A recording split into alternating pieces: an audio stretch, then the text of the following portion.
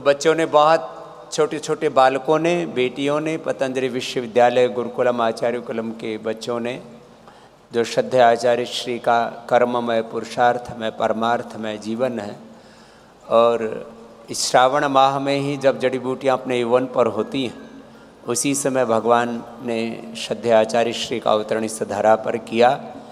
और अब पिछले काफ़ी दिनों से हम इंडिया टीवी पर भी एक पौधा एक पेड़ सेहत के नाम, अब लाखों करोड़ों घरों में लोग आंवला, एलोवेरा, गिलोय, तुलसी, नीम आदि लगा रहे हैं। एक बार सबके लिए जोरदार अभिनंदन है। महिला पतंजलि योग समिति की लाखों बहनें, पतंजलि योग समिति, भारत स्वाभिमान युवा भारत, पतंजलि किसान सेवा समिति, हमरो स्वाभिमान, पतंजलि योग समिति नेपाल, महिला पतंजलि योग समिति नेपाल से लेकर के युवा नेपाल से लेकर के पूरे देश में, नेपाल भारत में ये संख्या अधिक है, और पूरे विश्व में जहाँ जहाँ जो जो जड़ी बूटियाँ उपलब्ध हैं, क्योंकि बाहर के देशों में सीमित मात्रा में औषधियाँ उपलब्ध हैं, तो भी पूरा विश्व आज जड़ी बूटी दिवस मना रहा है। एक बार सबके लिए बहुत बहुत अभिनंदन, सबके पुरुषार्थ के लिए।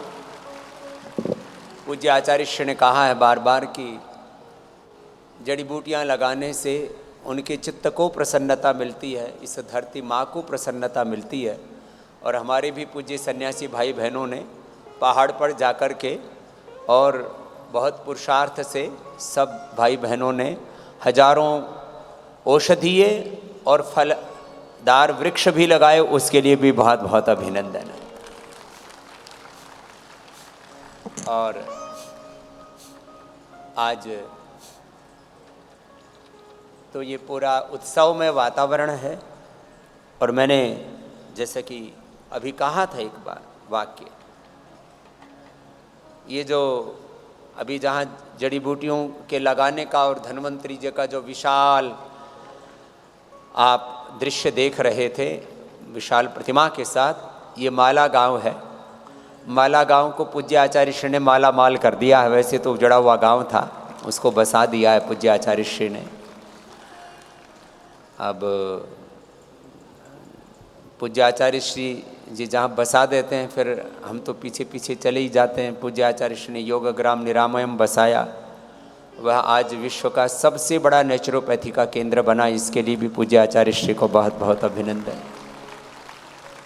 फिर छोटी पोखरी बड़ी पोखरी बसा दी, वहाँ पर भी वेदा लाइफ का बहुत बड़ा एक अनुष्ठान चल रहा है। वहाँ पर भी हमारे पूज्य स्वामी समर्थ देव जी और अब जगत देव जी ने भी वहाँ अलख जगा दी है। एक बार उसके लिए भी बहुत बहुत अभिनंदन है। अब माला गांव हमारी जाने की इच्छा तो नहीं है, लेकिन फिर आचार्य जी ने झंडा गाड़ दिया तो जाना पड़ेगा। उसके लिए भी आचार्य श्री को बहुत बहुत अभिनंदन है। मेरे से बोला वैसे नहीं आओगे तो हम आपके लिए ऑर्गेनिक फल लगा देंगे, तो आना ही पड़ेगा। तो अब इतने फल लगा रहे हैं पूज्य आचार्य श्री। संत कुटीर में आम लगाए, वो अभी तक खाए नहीं गए हैं। सारे देश के आम पूरे हो गए, वहाँ अभी भी आम ही आम है, बाहर आई हुई है। तो पूज्य आचार्य श्री ने सारी सृजना की है। स्वीन कृतना संवदेता, कर्म ही हमारा धर्म है, और सबसे बड़ा सत्य तो हमारा आचरण है। तो पूज्य आचार्य श्री ने अपने आचरण से, अपने पुरुषार्थ से हमको बहुत कुछ सिखाया है।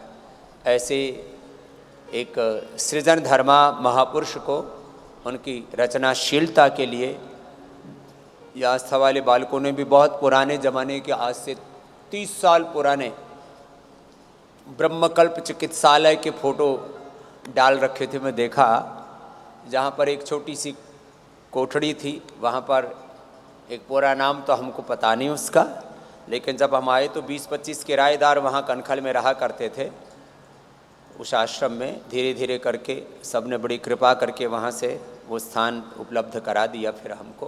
तो वहाँ वो भांग पिया करता, और भांग पी पी करके उसने छत काली कर दी थी। वहाँ से यात्रा शुरू हुई, और आज पूरे देश भर में 5000 से अधिक पतंजलि मेगा स्टोर, पतंजलि चिकित्सालय, आरोग्य केंद्र हैं। ये भी पूज्य आचार्य श्री की ही कल्पना का, उनके संकल्प का परिणाम है। उसके लिए भी बहुत बहुत प्रणाम है आपको।